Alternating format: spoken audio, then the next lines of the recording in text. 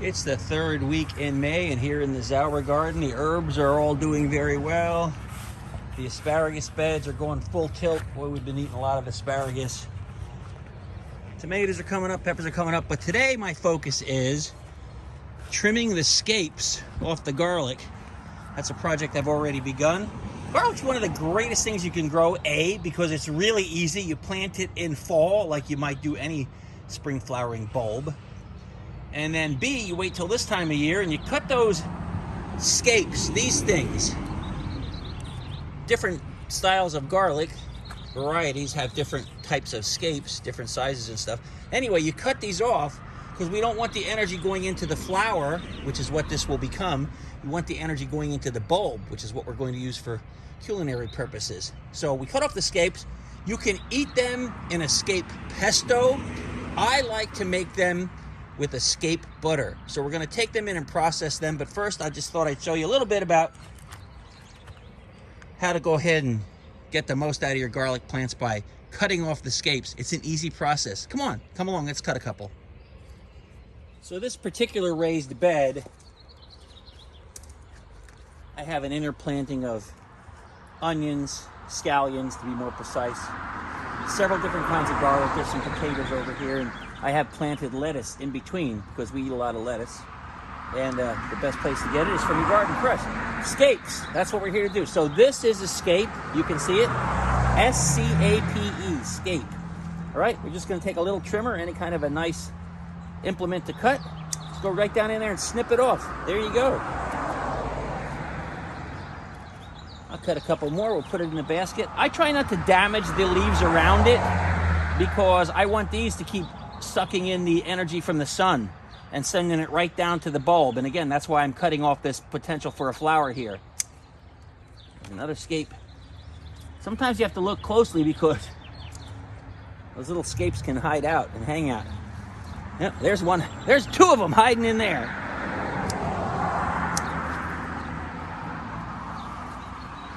It's also interesting to see the different varieties of scape that go along with the different varieties of garlic that we planted. So here we go. We've got our scapes that were harvested from our garden. These beautiful garlic scapes. There's 2-3 different kinds of scapes in there, meaning that there's 3 or so different types of garlic, and that's okay. You can blend them all together. And we're gonna make 2 types of scape butter, this seasonal delight. We're going to make butter out of Amish country roll butter that you can find at most stores or something similar. And we're also going to make, I can't believe it's not butter, vegan butter.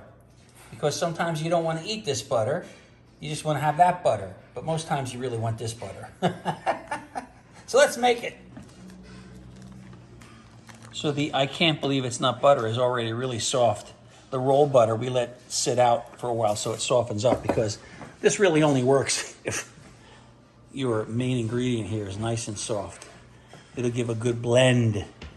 In the case of us, we use a Vitamix blender. It works like a charm for so many different things. So we're gonna put all this in here and we're gonna throw some scapes in there.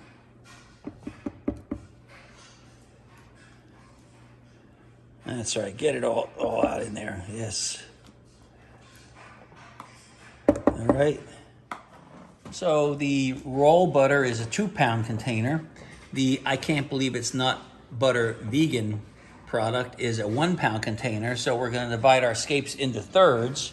So 2/3 over here for the butter, 1/3 over here for the I can't believe it's not butter. And this is about the total of output of our scapes for our entire garden. So we know from past seasons about how much it goes. We're not real fussy about the measurements, and I don't think you need to be either.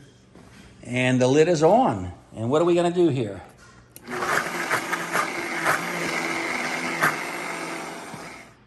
It's interesting, we learned that it's harder to do the I can't believe it's not butter in the blender than butter is. And it's because the I can't believe it's not butter begins to liquefy under the heat generated by the friction of the blender. But anyway, you just have to be persistent. Move it a little bit, scrape it down from the sides, and you end up with this. Isn't that gorgeous looking? Wow, and it tastes great too. And Look how nice it looks in the container. This is the, I can't believe it's not butter version. That one's staying home with me, and this one's going to my friend who is actually a vegan that eats this product. So, a little gift from the garden. I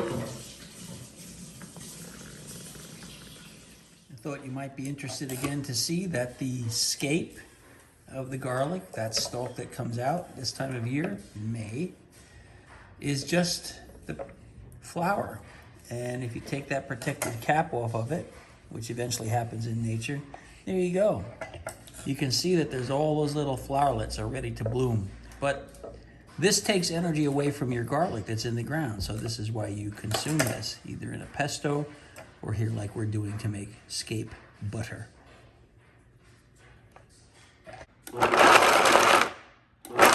This is probably a better way to do this. Put the scapes in the blender first in short pulses, and then add your other elements like the butter or the, I can't believe it's not butter. This way you make sure you get a good grind on the scapes. So we clean this up, and now we're going to make the regular butter version. Look at all that green goodness, loaded with nutrients, fresh from the garden. I like to harvest this stuff first thing in the morning before the sunlight and the warmth of the day, the heat of the day, dehydrates it. That way you have all these essential oils and juices and the water, essentially. Okay, let's throw that butter in there. 2 pounds of butter right in the old blender.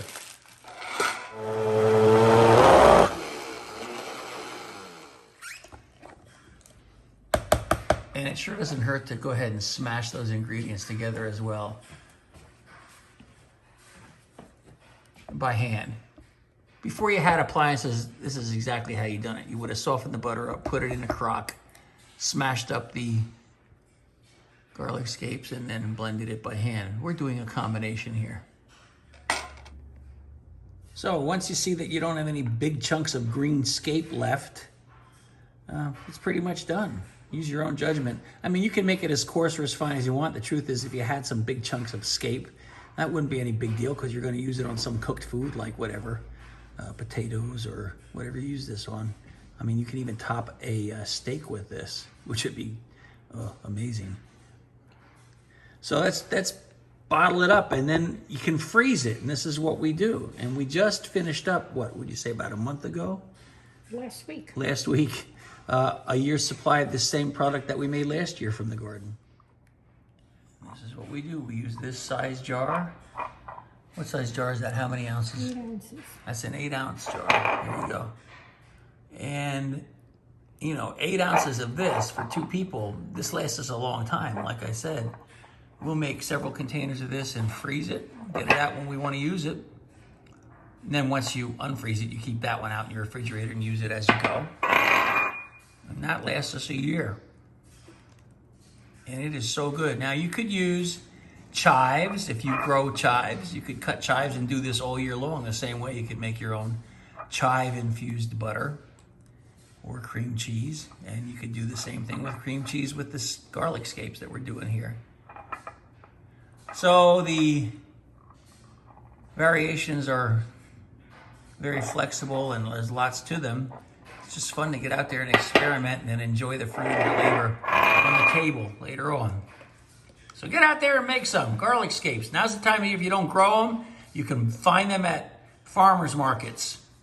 And so buy some and try them this way. If you don't know what to do with them, this is what you can do with them.